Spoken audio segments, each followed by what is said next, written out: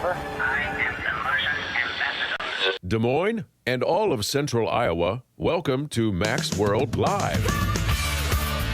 Mac's World is your world. Every day we talk about the issues and topics that matter most to you. And as always, it's your voice we want to hear in Mac's World. So join the conversation by calling 515-244-0077. And now, here's the host of Mac's World Live, J. Michael McCoy. All right, 7 minutes after 4 o'clock, 25th day of January. Snow storm outside. Not a big one, but it sure is coming down. We'll keep you updated on what the weather should be. They're talking next Monday. I don't know how they can predict a week out, but they're talking next Monday. Balmy was the words that Channel 13 used. Balmy.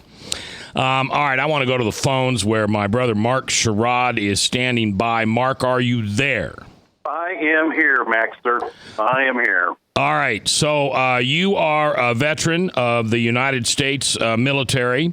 You were unfortunately held as a prisoner of war for a short period of time. You are an executive. You are not a fanatic, but you went and saw. I'm taking English lessons from Frank now. You went and watched 13 hours, the Benghazi story last week, and I got to tell you, is it fair to say you flipped out? It's fair to say that I'm fairly upset with what went down in Benghazi. I've been tracking that since it happened over the last 3 years, and it's appalling. And this is one. I'm not really a political whatever junkie. No, you're not at all. And this is something I just can't let slide by. I'm off the bench on this one. And I just, with a clean bill of, I just can't stand by on this one. This is beyond pathetic. All right. So Hillary Clinton, you believe that she has some responsibility? Do you believe that Hillary Clinton has some responsibility in the deaths of those American men and women in Benghazi? Well, you'd have to be pretty lame if you didn't believe that, based on the absolute facts that's out there. Basically, at that point in time, Hillary and the Obama administration, they were selling everybody in the world, in the United States and wherever anybody would listen, that they had terrorism under control, okay? If you recall, that was their, we're doing a really good job. We've nipped this in the bud. Unfortunately, that doesn't appear to be the case. And quite honestly, I don't believe anybody really believed that rhetoric. But they did, which is unfortunate. So subsequently, when the terrorists attacked Benghazi compound and the auxiliary building there, they didn't send any help because they didn't want to disrupt that their political rhetoric. Yeah, they didn't want to upset the narrative. Yeah, that was it. It was, and quite honestly, to cast those people alive. If you see the movie, you'll see that all those kids in that embassy were calling home. They were calling people at the State Department, anybody that they could, and no one would pick up. No one. All right, so do me a favor, back up a couple steps and tell us, in a few minutes or less, what that movie showed you and what other American citizens should see when they go to see 13 Hours. Well, there's a couple compelling things there. First and foremost, Hillary lied to the United States people, okay? Second, if she's not able, no matter what side of the coin you're on, and in regards to the Benghazi thing, clearly she was unable to protect those people and care for those people in Benghazi, okay? The primary responsibility of the POTUS is to take care of the security of the United States and its people. If she can't take care of the 36 there, then she's not qualified to be president of the United States. Very simple. She failed, okay? And more importantly, we can't get to the point where it's acceptable to abandon our soldiers who are in harm's way because it's politically convenient. That is just totally unacceptable. All right, and Mark, let me just interrupt for a second. Mark Sherrod's on the phone, former POW executive, former POW. He's a healthcare executive. He's got a rally. He's going to ask you, or he is asking you to join him tonight outside of Drake University. He's made signs that say, remember Benghazi, professionally made. He's asking people to come out there. It's probably going to be cold and snowing, but he wants not only Hillary Clinton to see those signs, but he wants everybody walking in and out of that joint tonight to see those signs, and hopefully some of the national media picks up on this and says, wow, these guys in Iowa are smart enough to know the real reason that Benghazi came down and that Hillary Clinton is still lying about it. That is spot on, my brother. That is spot on. Now, you're actually going to meet at Drake Diner at 5:30, right? That is correct. We're going to meet at 5:30. They open the doors over there at the Drake Auditorium at 6 o'clock. I don't expect anybody will be showing up quite at that early, but we want to be in place by 6 o'clock, quite honestly. Well, and if you're in place... go ahead, Mike. Well, if you're in place at 6 o'clock, the media, who will be there looking for what we call B-roll, which is just pictures that they show while the announcer's talking about what's going on, they'll get pictures of you. They'll take pictures. But if you're not there, if you're there past 6 o'clock, if you're not there by 6 o'clock, the cameras are all going to be inside, set up. Won't be anybody there to tape you. Frank? I wanted to mention, Mark, that it came out during the last Hillary Clinton hearings that Chris Stevens was basically in a bunker in Benghazi and couldn't get out and about even to walk about the city because of lack of security. And there was over 600 requests for more security. And at that time, right up until the time of his death, it was brought out in the hearings that Hillary Clinton was forwarding emails from Sidney Blumenthal for Chris Stevens' consideration while he was in a bunker, and was basically begging the State Department for his life, for security for himself and his people over there. And she didn't have time to answer those emails, but she made sure that he got forwarded Sidney Blumenthal's emails to Chris Stevens. Now, what kind of Secretary of State do we have that was asleep at the switch that allowed this to happen? She got the 3 a.m. phone call that she said Obama couldn't handle, and she got that 3 a.m. phone call and hit the snooze button and went back to sleep. Yes, she did, and that is a pretty sad thing, brother. Pretty sad thing. I couldn't have said it better myself. So when you're watching this movie, how do you, Mark, you as a military guy, how do you see that we, the American people, represented by Barack Obama, Hillary Clinton, et cetera, how did we fail these guys? Well, in every sense of the word. We never sent the adequate resources to protect them. And then when they did get in harm's way, and there were plenty of resources available, let's look at this at a different level. They were there for 13 hours, okay? If you could fly a 747 from Washington, D.C. and get to Libya in 10 hours, you're telling me the squadron of F-16s in Italy, 700 miles away, couldn't have got there? These planes fly at 1,800 miles an hour. They couldn't have got there in time to save these people? That's not the truth, okay? It's an issue. And so we're tired of people lying to us. And we're tired of these politicians using our soldiers as political whatever. And it's a bad deal. So we need to do something about it. We need to make sure we just can't let people forget what happened there. We can't let it be swept under the rug. It needs to be first and foremost in everybody's consciousness. This is a really, really bad deal. So subsequently, we will be out there tonight. It's going to be miserable. Bring your snow gear, but you'll be doing a really good thing. All right, so that you're going to meet at the Drake Diner over there in Drake at about 5:30, and then you've got all correct. the signs done, right? We have a lot of beautiful, professionally manufactured signs. We're ready to go. And all they say is, remember Benghazi. That is it. We don't want to do anything that's raucous or dishonor those killed in Benghazi. That's not who we are. We're not going to storm the fences. We're not going to do anything. It's our silence out there that's going to represent exactly how we feel. This is clearly a referendum on how Hillary failed us. So if she's going to fail us here, she'd fail us as a president. She's not qualified. This woman is not qualified to be president. Well, Mark, if you remember right, this was right in the middle of a presidential campaign between Romney and Obama. And the Obama narrative is that Al-Qaeda was on the run.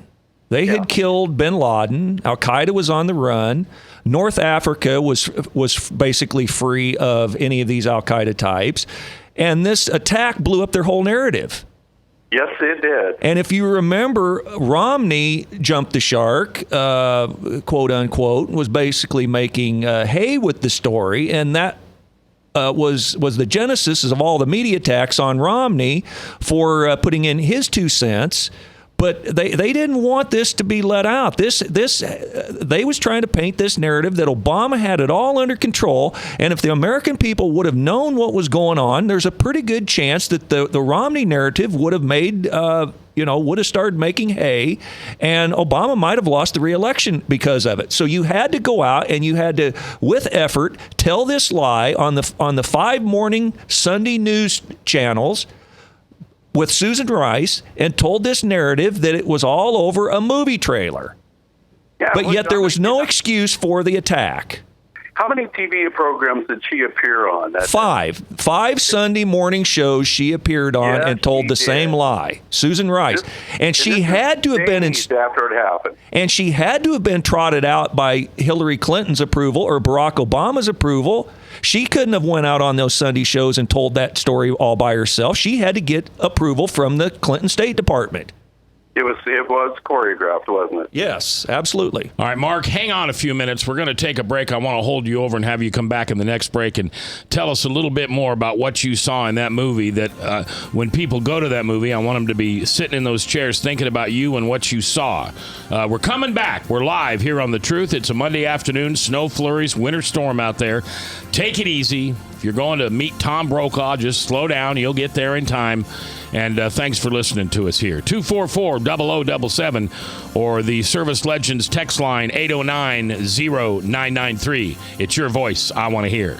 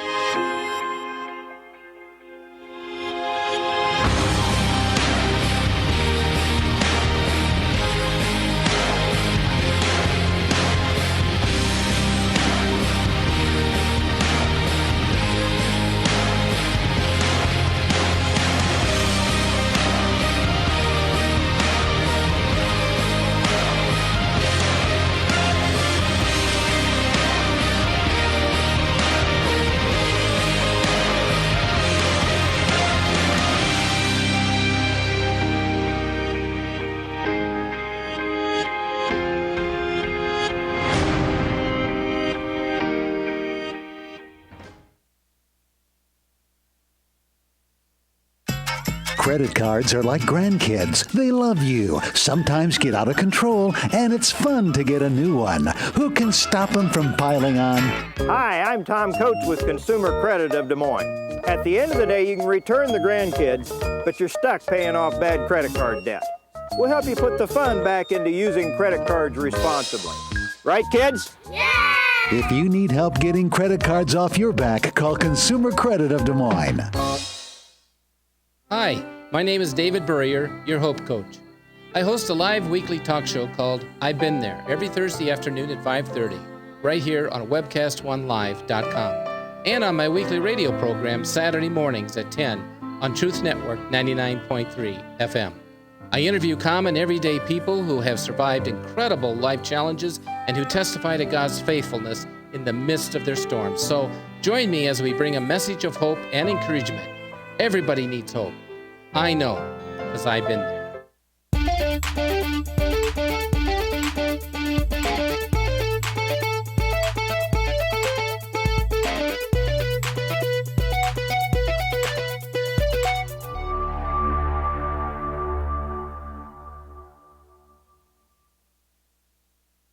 Rock and Prevention is celebrating 25 years of creating a caring community. We want to say thank you to the tens of thousands of Rock High School mentors that have carried our message of health, love, and encouragement to over 1.5 million children, teachers, and parents. Our mentors teach children methods and skills to prevent bullying and drug use. Thank you to all the school administrators, teachers, and counselors for their opportunity to serve you. Rock on, fair citizens. Rock on. This is Pat McManus for Rock and Prevention, the Richard O. Jacobson Foundation, and this station. From the RE/MAX Real Estate Concept Studios.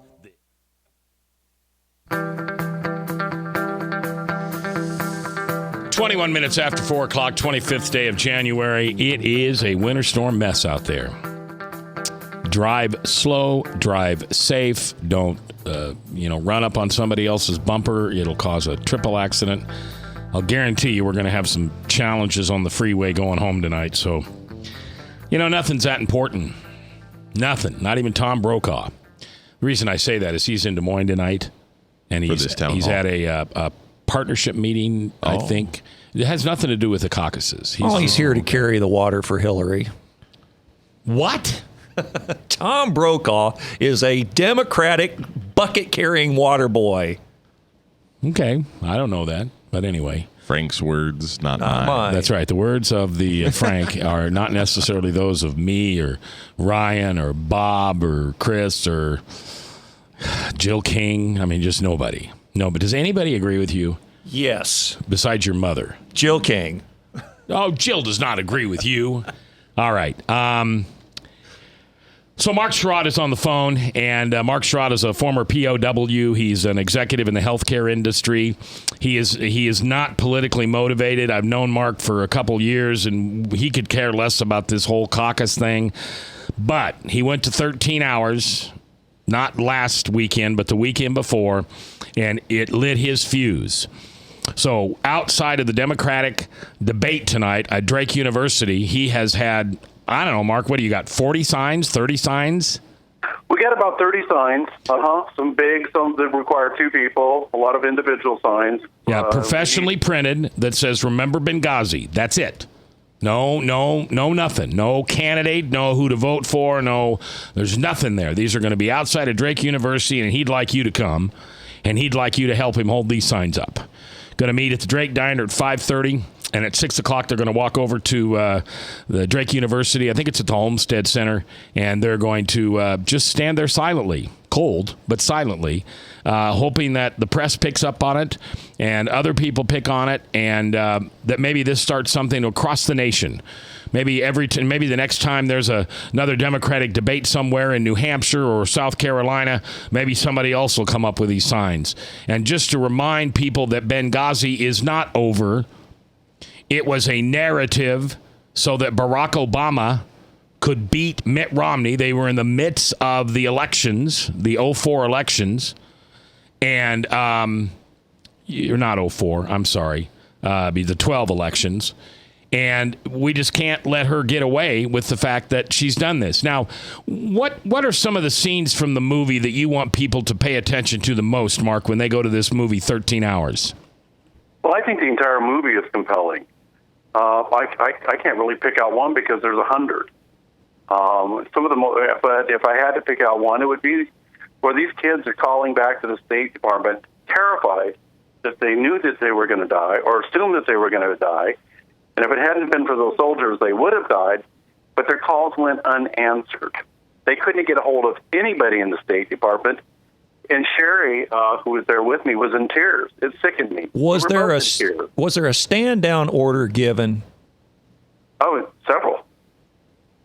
Yeah, there was multiple stand downs from the chief there at the CIA chief, and he told the soldiers to stand down when they wanted to go rescue Ambassador Stevens. But and they did. But had they gone initially right away when the problem occurred, they would have saved Ambassador Stevens. They would have saved everybody. What would a hardcore Hillary supporter say about this movie? Oh, they'll probably go on and they'll say that she, just like Bill Clinton did, and said that, she withstood 11 hours of interrogation by the subcommittee there in Washington, D.C. to investigate the Benghazi affair. and that she withstood it. And that's just silly. That's silly. And to top all of this off, since that occurrence, Hillary's gone on to vilify the families of those lost, and the families of those who paid the ultimate sacrifice in Benghazi. That's unimaginable. We do not vilify the families of those that have given their life for our country. It's just unbelievable. It sickens you. But she has proceeded to do that. That's her narrative. One of the mothers of the fallen, Sean Smith's mother, I've seen her on Megyn Kelly several times, and every time she was literally in tears about the movie. They had the family members on, and she said she just literally couldn't watch it because it was so realistic. But she said that Clinton, Biden, Obama, and not Gates, but the other guy told them that it was about a movie trailer and that they was going to arrest the person that put out the movie trailer. And they've got that on record, contemporaneous notes and etc. of the event that one particular man's father wrote down. They've got her on record as saying that they were going to prosecute to the fullest the guy that wrote the movie. Not the perpetrators of the act, but the person that put out the movie trailer. So it was a kabuki theater from the get-go to deceive the American people. And she told her daughter Hillary, and like an ambassador of Turkey or something, the truth on the phone. They have her on record in the hearing as telling a Turkish ambassador or someone and her daughter Chelsea that it was a terrorist attack. But yet they went out and lied to the American people and told them it was over a movie trailer. Repeatedly for days. They lied to the American people. Jay Carney stood up in press briefings and propagated that lie over and over and over and over. Very sad. Very sad. It sickens you. It truly sickens you. And the vilification of their families just is unbelievable. It's just, who does that? They're calling Sean Smith's mother basically a liar. They're calling all of them a liar. And what do they have to lie about? What do they have to gain? They have nothing to gain. So it's kind of like, this is kind of Hillary's MO. She's been doing this for years. It goes back to, if you look at her MO, and, Bill was out there, he was a predator of women, and she enabled this. When in fact, he would victimize somebody. Hillary would go on to vilify the women that he victimized. It's scary. She's a scary person. She's a vile individual. All right, Mark, I appreciate you joining us this afternoon. 5:30 at the Drake Diner. Amen, brother. 6 o'clock, Mark has lots of signs. Double wear your socks. Put on your big hats and just stay warm. But get those TV cameras to take a shot of you holding those signs. Remember Benghazi. And I hope, Mark, you also get an opportunity to be interviewed by one of the national reporters. Yeah, I just wanted to... see how it goes, brother. We appreciate your help, guys. Yeah, thanks, Mark. I wanted to remind everybody that, Mark, you're going to be at the Drake Diner at 5:30. So if you want to join them, that's the place to go, 5:30 tonight at the Drake Diner. Show up and say hi to Mark. Thank you, guys. All right, Mark. Love you. I tell you, this guy's not political at all. I spend a couple hours with him every Tuesday and Wednesday in Bible study, and sometimes we go out for breakfast or out to lunch. He could care less about political and caucuses and all. He doesn't care about any of that. It's just how vile she... he said it. But he said it right. And he didn't even care about that much before he saw the movie. But when he saw the movie, it just tripped something inside of him. The other guy I wanted to mention was Leon Panetta. Clinton, Biden, and Obama all told the family members that this was over a movie trailer. Yeah, and I wanted to say something, but I knew we had Mark in there. I am not someone who follows a lot of politics. I've become more so as of late, but I remember that narrative. As a casual, just sort of American citizen, I remember being told this was over a video. This wasn't some incidental one-time over here comment that was made. And then that came out to be a lie, and they've admitted that there was no video now. Have you heard the latest piece of Hillary tripe that's going on lately? No. What are you talking about? She basically on the talk shows yesterday made the statement that the reason she takes money from Wall Street is because the Wall Street people were so interested in all the techniques or all the tidbits about how they took out bin Laden. That's why she took Wall Street money. Have you ever heard of anything so ridiculous? Bernie Sanders ought to slap something out of her tonight, but he won't. I am really scared that the only two Democrats running right now are Hillary and Bernie Sanders. Well, the only way that's going to change is if Hillary gets ousted and Joe Biden steps in. Look, there was some talk about Bloomberg running. Would Bloomberg run as a Democrat, or is it just too independent? He'd have to run as an independent because he can't get on all the ballots. The final date to get on the ballots is over, but you can write him in as an independent. Okay. I'm not saying that I want to vote for some Democrat. I'm just saying those two are just so. I mean, Bernie Sanders, I think, at least is he's committed to his ideas. He's crazy. But he's committed to his ideas. He's principled. His ideas aren't new. These are the ideas he's had for a very long time. He's committed to these things. I don't agree with them. I'm just saying to you, if I was a Democrat, I would choose Bernie Sanders. But how over do Hillary. you say you're anti-Wall Street when you're taking money from Wall Street? And then her excuse for taking money from Wall Hillary, Street yeah. is because they all wanted to know the scuttlebutt behind taking out bin Laden. Yeah, she's crazy. Hillary, we've already established that Hillary is going to lie to us. There's something, and I think Mark pointed out something as well. I think something about, you talked about this in the first hour, Mac. We don't have to elect a Christian to be the president, right? But we do need to evaluate somebody's moral choices.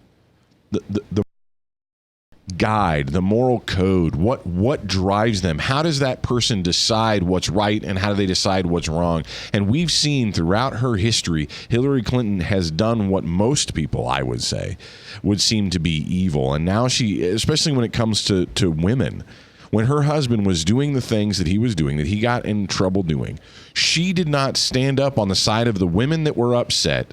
She stood up on the side of her husband, and not in a Tammy Wynette, stand by your man kind of way. That song was just going through my head. Yeah, not in that kind of a way. But she was more upset that Bill Clinton had gotten caught and how bad that was going to make them look and how they were going to lose all their prestige. And don't you understand, we're the Clintons, by golly.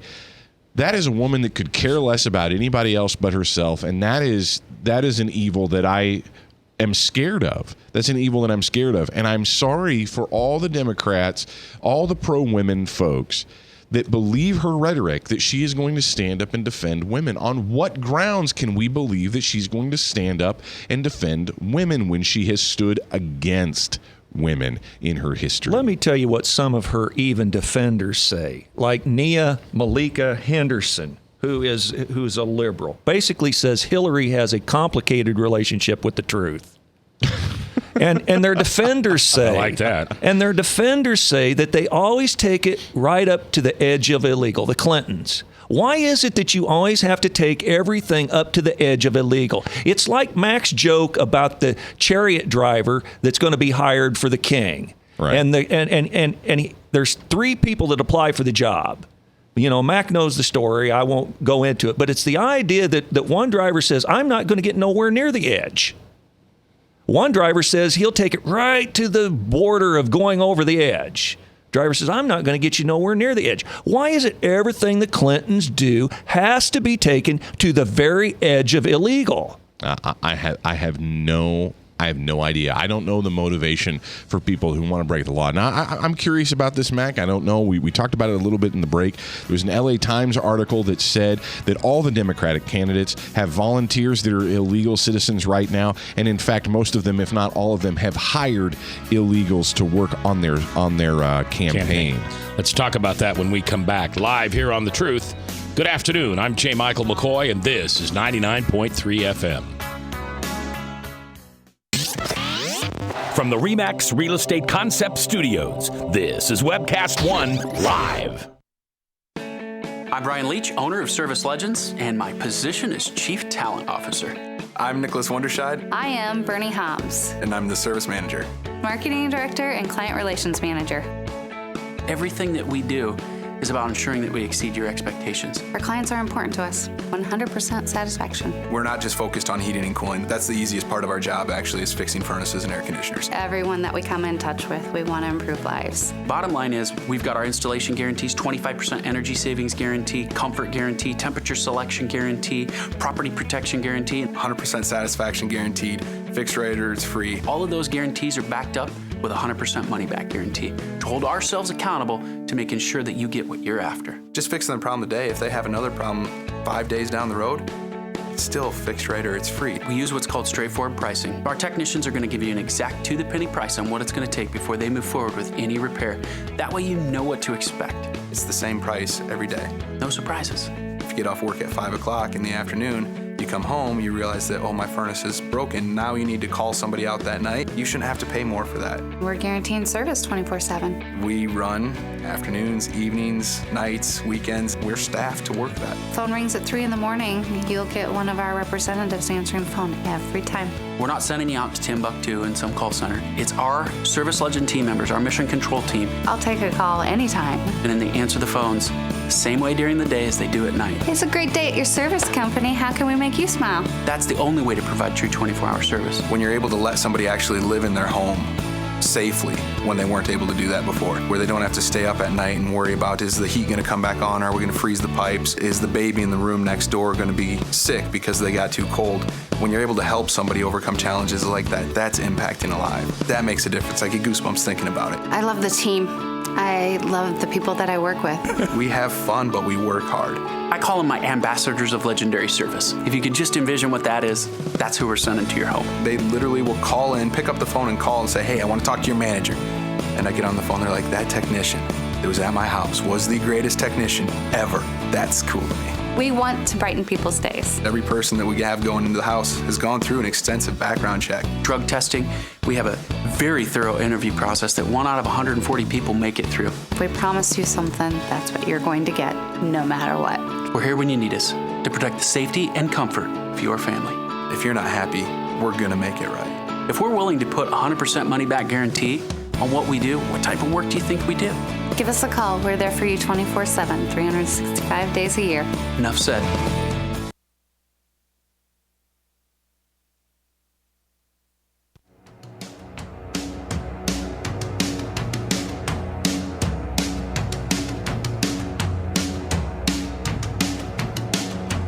"22 minutes before the top of the hour, it's Hank, the Bible Answer Man. 1-888-ASK-HANK. Call him now. Get in. It's a nationwide, worldwide show. And so the phone lines stack up pretty quickly. I know it's a snowy, blustery night tonight. The Democrats will be debating at Drake University. Mark is coming out there. How come I just... Schrader. You said it right. Bluster. Democrat bluster. You said it right. Mark Sherrod is going to be there with hopefully you, with signs that say, remember Benghazi.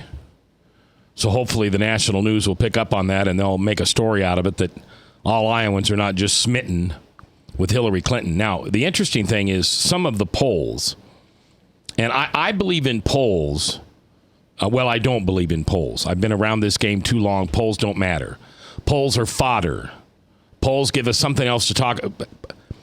Polls give us an opportunity to talk about the same thing over again with little difference. Well, Clinton's up. Well, let's talk about Clinton then. Trump's down. Well, let's talk about Ted Cruz. I mean, that's what polls are. They generate media. Polls are designed to generate media. They do not speak the truth. Now, given that, Bernie Sanders is ahead of Hillary in both Iowa and New Hampshire. Ted Cruz is ahead of Donald Trump. The guy that is gone, long gone, is Jeb Bush. Yep. Mike Huckabee. Yep. Carson's not really gone, but he's so distant third he can't see the backside of second. Jeb Bush won't admit it. What? That he's gone. No, he'll never give up. I'm not so, but see, I'm just telling you, I'm not so sure that when we get to March, Super Wednesday, Tuesday, Super Tuesday in March, I think it's March 3rd. I'm not so sure that Jeb Bush won't still be in the race. I'm just saying. At some point, the what do I want to call it? The free ice cream is going to run out, and we're going to have to start dealing with facts. Some of these guys have to hang in there at least till New Hampshire, because that's more of a libertarian state, more of a state that might support a establishment candidate. So Trump and Bush and some of those guys are making their bed that they got to finish second or third in New Hampshire. And I think the Rubio campaign definitely is hoping. I don't think they're anticipating winning in Iowa. I think their hope is going to be that they're going to do better in the rest of the country and they can lose Iowa and still make it. I know that seems offensive and it's hard to believe as an Iowan. But Trump makes the point that he's outpolling Rubio and Bush combined in Florida. Oh, I don't doubt that. It's hard to win in your home state sometime. It is. And a lot of those late voting states, as I've pointed out before, normally don't get involved as much, and so Trump is got such a firebrand. He's such a big name that I think he's going to get attention no matter what. By the way, if you're a Democrat, vote for Sanders. Do not vote for Hillary. She's just vile. So vote for Sanders. That's mine. Why not O'Malley? Sanders, sure. Vote for O'Malley. Vote for O'Malley. Yeah, Sanders is a little crazy. I'm not saying that. Crazy. I'm not saying that you should vote for Sanders. Bat feces crazy. I'm just saying if you're going to pick a guy who might get somewhere. Yeah, but O'Malley's polling at like 1%. But in all seriousness, though, we can't. I have considered registering as a Democrat and caucusing for Bernie Sanders. That's how Get much. Out of my studio. I'm serious. That is Get how out much. Of my studio. That is how much I did not want. I do not want Hillary to be the nominee. You sound like Operation Rush. Well, I know. Remember when he was going to tell people to campaign for Hillary when Obama was running? I tell you, but in all seriousness, though, I mean, it's just she seems crazy, and I don't think Bernie Sanders could get elected because I don't think the Democratic establishment likes him. I think he's a little too crazy, unless that party has gone completely bonkers too. But I think Bernie Sanders they elected is a little Obama twice. Okay, well, I guess that's they true. They believe that Benghazi happened because of a wild terrorist that made a video. I'm not saying that I'm going to vote for Bernie Sanders. I'm just encouraging our Democratic listeners to go away from Hillary. She's crazy and she's evil. I just think she's crazy. By the way, Drake Diner is 1111 25th Street. 1111 25th Street. Had a caller wanting to know where that is. I got to tell you, I'd love nothing more than a dozen people to show up there tonight, maybe 2 dozen, because you'll get on Fox News. Yeah. You'll get on CNN. Yep. And it's worth it, guys. It's worth it. And it's not going to be that. And, for all of us Iowans, we know better. This is just a little bit of snow. It's really not that cold out there. No, it's 31 degrees. Yeah, it's going to be, for all the days you're going to want to stand out in the snow, tonight would be a good night. If I actually have something I have to do, or I would go. 244-0077. That's the number you can call if you'd like to give us your comment. I don't think we have a Democratic listener. I really don't. I mean, I don't know. I think there are a lot of good Christians that are Democrats because that's an oxymoron. No, it's not, because I think on the social issues I can see some logic, some reasoning on the social issues for a Christian to fall more in line with a Democrat on some of these issues. There are issues, and I'm on this. I've said before, my position on immigration is not the typical conservative position, I don't think. I'm not for a wall. I think a wall is ridiculous. I think that if we want to, quote, solve the immigration problem, I think that we need to help and assist those people who want to be a part of the United States. There are many people who are currently here illegally that want to be a part of the United States, and I think that we need to be doing what we can to make that process easier for them. And yes, I sound like a politician. My best friends are mostly Mexicans. What would you think about the idea of making Mexico the 51st state? Mexico wouldn't go for it, and I would encourage them not to.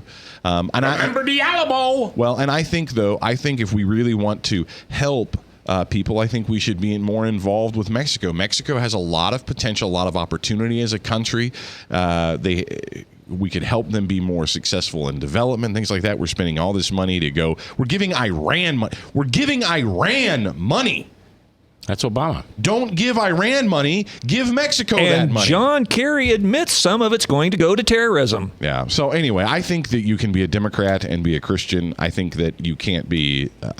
I think there are things that would upset you about the Democratic Party, just like I think you can be a Christian or Republican and be unhappy with some of the Republican party politics stuff. All right, let's go to the phones where we've got somebody standing by.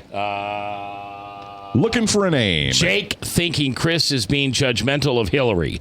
Jake, you're live on the radio. How are you, Jake? Jake, are you there? Hello, Jake. Hello. Hey, how are you, Jake? I'm doing well. How about yourself? Good. Go ahead and talk to us why you think Chris is being judgmental. Well, it just happened to flip on the radio and catch it, and I am not a Hillary fan by any means. But I'm sitting there thinking, okay, I found this good Christian station, and we've got someone spreading out over the airwaves that someone is evil and crazy. And I thought, okay, as a Christian, are we supposed to be making that kind of judgment? Yes, Jake, we are. Yes, this is Chris. Yes, we are. There are evil and wicked people in the world. Would you agree, Jake, as a Christian? I'm sorry? As a Christian, do you believe that there are evil and wicked people in the world? Oh, absolutely. Okay, I'm in agreement with you. Continue.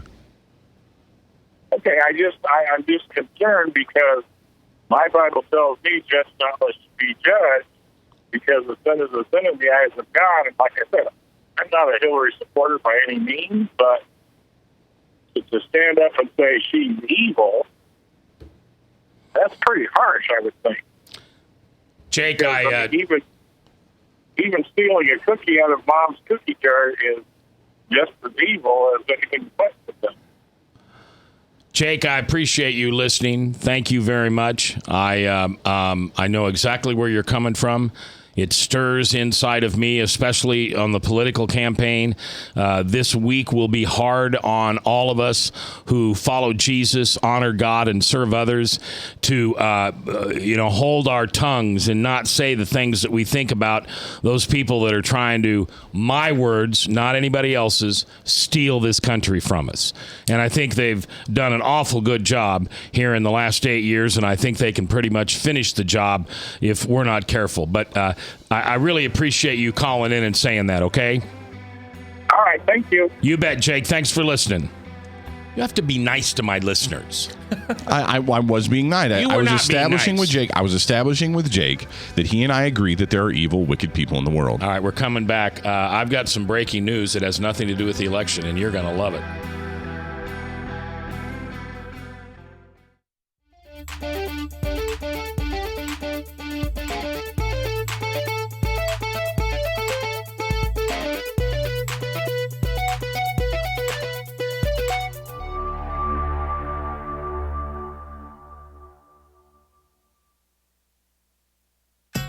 Credit cards are like grandkids. They love you, sometimes get out of control, and it's fun to get a new one. Who can stop them from piling on? Hi, I'm Tom Coates with Consumer Credit of Des Moines. At the end of the day, you can return the grandkids, but you're stuck paying off bad credit card debt. We'll help you put the fun back into using credit cards responsibly. Right, kids? Yeah! If you need help getting credit cards off your back, call Consumer Credit of Des Moines. Hi, my name is David Burrier, your Hope Coach. I host a live weekly talk show called I've Been There every Thursday afternoon at 5:30, right here on webcast1live.com, and on my weekly radio program Saturday mornings at 10 on Truth Network 99.3 FM.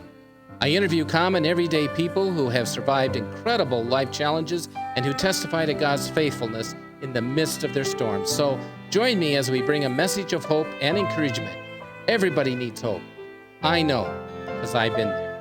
Rockton Prevention is celebrating 25 years of creating a caring community. We want to say thank you to the tens of thousands of Rock High School mentors that have carried our message of health, love, and encouragement to over 1.5 million children, teachers, and parents. Our mentors teach children methods and skills to prevent bullying and drug use. Thank you to all the school administrators, teachers, and counselors for their opportunity to serve you. Rock on, fair citizens. Rock on. This is Pat McManus for Rockton Prevention, the Richard O. Jacobson Foundation, and this station. From the RE/MAX Real Estate Concept Studios, this is Webcast 1 Live. 10 minutes before the top of the hour, Hank asked the Bible Answer Man. He's going to be on 1-888-ASK Hank. That was close. You almost got that sentence out right. You have got to learn to be nicer to my listeners. His name is Hank Hanegraaff. He is the host of the Bible Answer Man program. I'm talking about how you talk to Jake. I love Jake. Jake is awesome. Jake is my buddy. You don't. I don't know Jake. Okay, Donald. Right. Jake loves me. Jake likes me. Everybody likes me. My poll numbers are going up. When you're on talk radio. We're having a lesson here. Yes, this is from the Jake. Can I defend? Here's the thing. I appreciate Jake's call, but I feel like I have to have an opportunity here to explain this just a little bit. I agree. Jake has the right to have that, but let's put that in context, right? As he said, as a Christian, we are not supposed to judge other people. Yet, we are called to judge. We've been talking about that for most of the 2 hours, right? We are called. It's called discernment. It's called understanding. I've listened to testimony during this broadcast that would make me think that someone who lied to the American people on purpose, knowingly, willingly, that's not a good character trait. Can she repent of that? Can she trust Christ? Can Hillary Clinton be saved? Absolutely, she can. So are we supposed to know them by the fruits they bear? I think so. All right. And you should judge me by that same standard that I judge Hillary. So as my old grandpa used to say, while we can't judge them, we can be a fruit inspector. But see, that's semantics, is it not? And I appreciate Jake's call, and he's always welcome, and he is a brave and courageous man for calling in and expressing his views, and I appreciate him and I applaud him because, as Mac pointed out, I was not very nice. But we applied those 9 fruits to Donald Trump's life. Can we apply those same 9 fruits to Hillary's life? We could. So continue with your putting me in my place, Mac. No, I'd like to give you some breaking news from the New York Times. This is important. Are you ready? A Houston grand jury has indicted 2 anti-abortion activists for the videos that were made of the Planned Parenthood.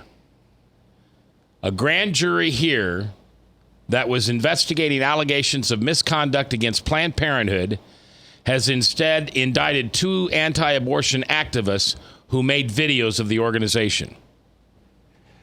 Did you get that? Kill the messenger. The people that made the videos are being indicted by the government.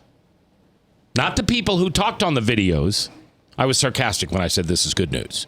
This is an unbelievable travesty of justice. Are these 2 people that are a part of the Center for Medical Progress? Yes. They shot videos of Planned Parenthood officials discussing the sale of body parts from aborted fetuses for research. One of the guys indicted posed as a biotechnology representative to infiltrate Planned Parenthood affiliates and broke the law by putting out false records that he was working for this bio firm. The grand jury has cleared Planned Parenthood of any wrongdoing. The Attorney General has not specifically said in the statement what record or records they allegedly tampered with. We were called upon to investigate allegations of criminal conduct by Planned Parenthood in the Gulf Coast. As I stated at the onset of this investigation, we must go where the evidence leads us. All the evidence uncovered in the course of this investigation was presented to the grand jury. I respect their decision on this difficult case. Okay.